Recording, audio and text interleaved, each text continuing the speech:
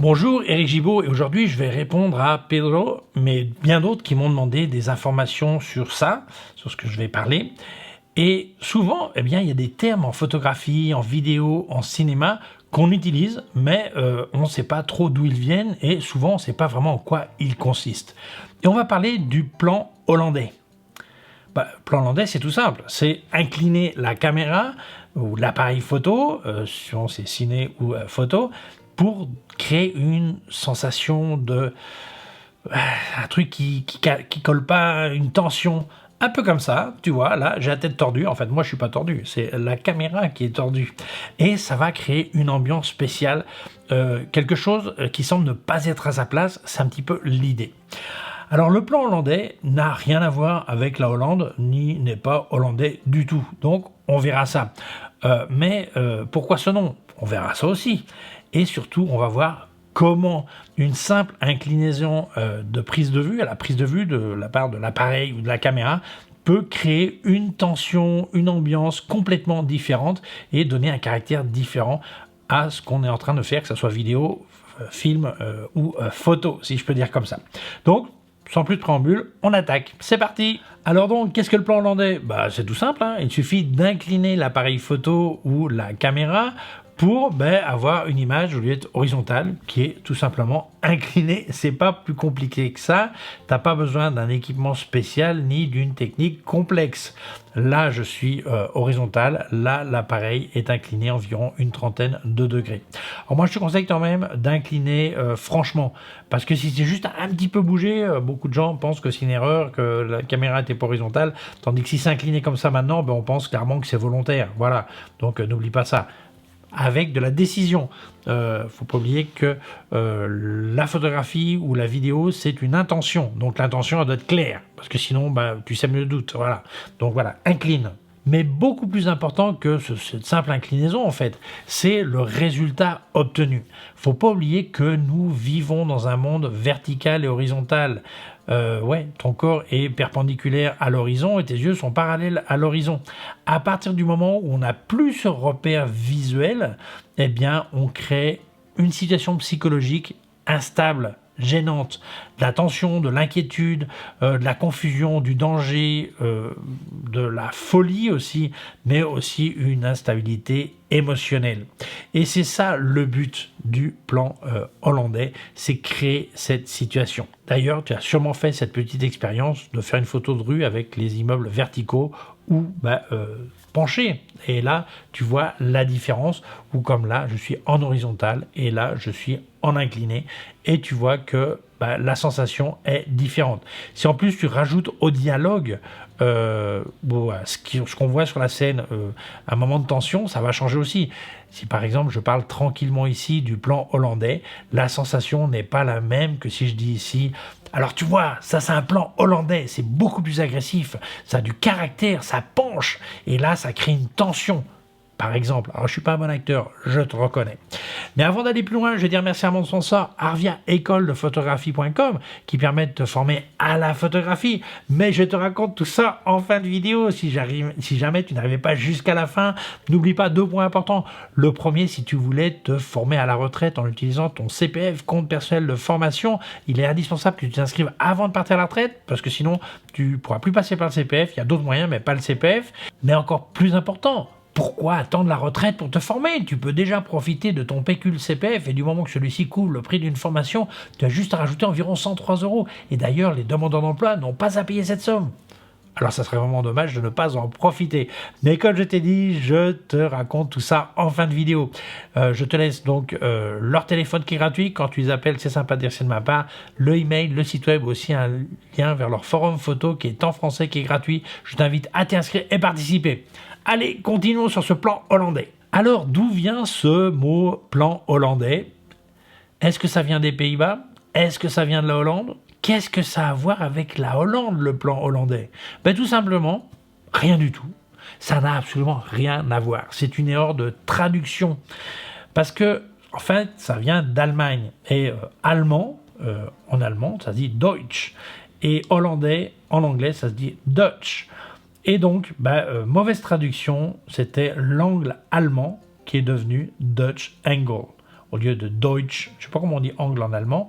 Eh bien voilà, c'était une erreur de traduction et c'est resté depuis plus de 100 ans. Donc non, ça n'a rien à voir avec la Hollande, ça a à voir avec l'Allemagne. Petite parenthèse quand même.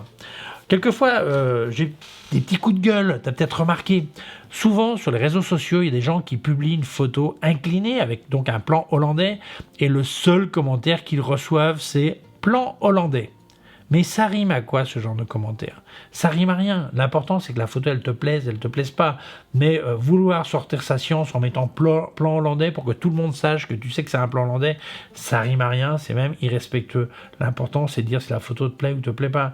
Et non pas de dire plan hollandais pour dire moi je sais ce que c'est. Enfin, fin de mon coup de gueule. Continuons. Donc voyons l'origine de ce plan allemand. Alors, je vais l'appeler plan allemand, je sais pas. Tiens, les gens vont dire c'est quoi un plan allemand alors? L'origine, c'est après la Première Guerre mondiale, dans les années 20, en Allemagne, le cinéma expressionniste. Et son objectif n'était pas de représenter la réalité telle qu'elle est, mais à travers les émotions, la peur, l'angoisse, les cauchemars, la folie. Pour y parvenir, les artistes déformaient volontairement la réalité visuelle. Les décors semblaient impossibles, souvent ils étaient même inclinés eux-mêmes, les rues paraissaient tordues. C'était des cadrages qui brisaient les conventions traditionnelles. C'était créer justement cette tension, cette instabilité émotionnelle, et c'était ce que faisaient les Allemands à ce moment-là. Alors ça a commencé au cinéma. Donc on va parler de 3 exemples de cinéma, et je te parlerai aussi de photographie évidemment, puisque c'est par là que sont venues certaines questions. Le plan hollandais en photographie. Il faut bien partir de l'origine. Alors je ne vais pas citer tous les films qui reprennent ces techniques, mais un de l'origine, un plus ancien, un plus récent et un très récent. Voilà. Le premier, ce qui est vraiment un représentant de la technique, c'est le cabinet du docteur Caligari. Et là, si tu dois voir un seul film après avoir vu cette vidéo pour voir de quoi je parle, va voir ce film. Alors, on y trouve pratiquement l'ADN du plan hollandais ou de l'angle allemand. Les décors ressemblent à un cauchemar dessiné. D'ailleurs, il y a énormément de dessins. Tu vois que les tons et tout ça, les rues sont inclinées, les immeubles sont inclinés, les fenêtres ont des formes impossibles. C'est vraiment pour recréer cette folie qui évoque un déséquilibre. C'est l'intention. Et tu te rends compte que ces décors, ils sont pas là pour faire joli. Vraiment, ils veulent représenter l'esprit perturbé. On ne voit pas un monde réel, on voit un monde tel que le voient des gens qui ont un problème psychologique ou psychiatrique, des gens perturbés. Parce que l'idée, c'est que quand quelque chose est psychologiquement instable, eh bien, c'est que la caméra ou l'appareil photo ne soit pas stable non plus. C'est ça l'idée. Si quelque chose a l'air bancal, eh bien, l'appareil aussi, si je peux résumer comme ça. Alors, comment c'est arrivé à Hollywood? Eh bien, c'est arrivé parce que tout de suite, ça a plu cette technique. Donc, c'est arrivé sur le film noir, sur le film de suspense, sur le film d'horreur, sur la science-fiction aussi. L'idée, c'est de retrouver ces sensations, ces tensions, ces émotions en inclinant l'appareil. Donc, Hollywood l'a adapté rapidement. Et donc, là, on va voir un deuxième exemple qui est ancien et récent, puisque on va parler de Batman, qui a d'abord été une série, puis des films, et on voit que il joue énormément là-dessus. Les gentils sont verticaux et les méchants, si je peux résumer comme ça, sont tordus, sont inclinés. Joker, le pingouin, l'homme mystère, presque tous les méchants, le message est simple. Eh bien, si c'est tordu, c'est que c'est pas un gentil. Même les enfants ont cette sensation quand ils voient Batman, ils savent tout de suite qui est bon, qui est méchant. Et dans les moments de tension aussi, l'appareil est incliné. Et c'est une technique qui n'est pas seulement sur les premières séries Batman dans les années 60, mais aussi sur des Batman très récents, ou même sur Joker par exemple, eh bien on retrouve cette technique, cette personne déséquilibrée, c'est un petit peu le message, le méchant est fou, donc on incline la caméra. Alors la question est-ce qu'on peut en abuser? Et c'est là qu'on arrive sur le 3e exemple, qui est beaucoup plus récent, c'est le film Thor. Alors, si jamais tu voulais me filer un coup de main, n'oublie pas que j'ai des liens affiliés en description. C'est très gentil de les utiliser. Si jamais tu achetais chez Digitphoto, ça serait vraiment sympa. Comme à l'écran, là où ça marque code créateur, si tu marques Jibo, ça me file un coup de main. Si tu as un code promo, il y a une case à côté qui est complètement compatible, qui dit code promo. D'ailleurs, je les partage régulièrement sur mes réseaux sociaux pour que tu puisses en profiter. Parlant de code promo, avec Eric 10, tu as 10% de remise sur Luminaire Neo, en plus des offres qu'ils ont. Donc, mets quand même le code. Et avec Eric 20, tu as 20% sur Kind Faith, où tu trouveras tous les accessoires de KF Concept et autres marques. Profites-en, ça t'aide, ça m'aide, tout le monde est content. Mille merci. Continuons. Alors, là, on voit que ça, c'est un abus qui est tel. Après, c'est un choix de directeur. Il est plus connu que moi, donc je ne vais pas le critiquer non plus. Mais tu te rends compte que c'est utilisé sans arrêt. Quand il y a des moments de tension, c'est incliné. Mais quand il y a des moments tranquilles, de conversation, de moments sans stress, eh bien, la caméra est inclinée aussi. Et ça perd un peu de force. C'est un petit peu comme si je faisais toute cette vidéo avec la caméra inclinée. Il y en a qui vont penser, tiens, Eric, il ne s'est pas rendu compte, mais la caméra est inclinée. Et on ne va pas penser que c'est pour un contraste avec la tranquillité et la tension. Et en fait, ça perd de la force. Et on oublie que c'est pour alterner la tranquillité avec la tension. Si je fais toute la vidéo en horizontal, c'est tranquille. Mais si je la fais tout en incliné, eh bien, ça arrête d'avoir de la force et ça devient tranquille aussi. On perd ce contraste. Et ça, c'est le gros problème du film de Thor, c'est que ça perd vraiment de la force. Mais ça, c'est comme n'importe quelle technique. Si tu abuses des couleurs saturées, eh bien, ce qui pète perd sa force. Si tu fais toujours du flou arrière extrême, eh bien, ce flou qui peut vraiment faire une différence entre une photo et une autre, perd sa force aussi. De même que les effets spéciaux, de même que les filtres à la mode. Quand tu abuses d'une technique, elle perd sa force. Et c'est exactement le problème du film Thor, à mon avis, qui perd complètement sa force parce que c'est tout le temps incliné. Et donc, ça n'a plus trop de sens. On n'arrive plus à avoir les moments spéciaux différenciés des moments normaux, si je peux dire. Alors, parlons de la photographie. Alors, en photographie, c'est très dur de dire tiens, cette photo, elle est très connue, très célèbre parce qu'elle a incliné en fait. Il n'y a pas cette même sensation que sur les films. Oui, il y a tellement de photos inclinées que c'est très dur de dire waouh, elles sont incroyables, elles sont vraiment inclinées et c'est ce qui fait leur force. Donc moi, je vais te montrer simplement 3 exemples tout bêtes. Une de Rodchenko qui est le Pioneer Girl, une de William Klein qui est sortie de sa série Tokyo et une autre de Moriyama. Mais voilà, en photo, il y a tellement de photos qui sont inclinées que c'est très compliqué de dire ah tiens, celle-là elle est très célèbre parce qu'elle a incliné. Ce qui est la grosse différence avec un film qui crée cette tension. Sur une photo, c'est un peu différent. Mais on va parler en détail de quand ou pas incliner ton appareil photo pour un résultat. Alors certains vont peut-être se vexer quand je vais dire qu'à mon avis 90% des photos inclinées n'ont aucune raison d'être inclinées et ça n'apporte absolument rien. Je pense que c'est important quand tu vas faire ta photo, si tu décides de l'incliner, il faut qu'il y ait des raisons concrètes et que ça apporte vraiment un plus à cette photo. Sinon, les gens voient la photo et disent tiens, elle est tordue. Par contre, s'ils perçoivent une tension, une sensation de vitesse, une sensation de vertige, d'instabilité, d'énergie, tout ça, ça va aider. Mais sinon, ça ne sert à rien. On voit souvent des photos de mariage où effectivement, tu vois le bouquet de fleurs qui part de l'avant, comme là, tu vois, je vois ma main qui part de l'avant, et avoir incliné la photo, ça donne énormément de force à ce geste. En photo sportive aussi. Mais il y a d'autres photos, par contre, elles sont inclinées et ça apporte absolument rien. Alors, quelquefois, on incline pour des questions de composition, c'est-à-dire, il y a un élément qui est très long et un élément beaucoup plus court à côté. Et en inclinant, ça permet de mieux remplir l'espace, si tu veux. Donc, quelquefois, ça marche. Mais dans l'ensemble, tu te rends compte qu'énormément de photos ne gagnent absolument rien à être inclinées. Et le problème, c'est qu'après, ça passe pour une photo tordue, c'est tout. Alors, comme j'ai dit, de toute façon, incline sans peur. Si tu vas incliner, pas à 2 degrés, incline vraiment pour qu'au moins, on voit que c'est volontaire. Okay, mais sinon, on dit, il n'a pas fait gaffe à l'horizon, là. Voilà. Je sais qu'il y a des gens qui disent non, l'horizon, il doit toujours être horizontal. Non.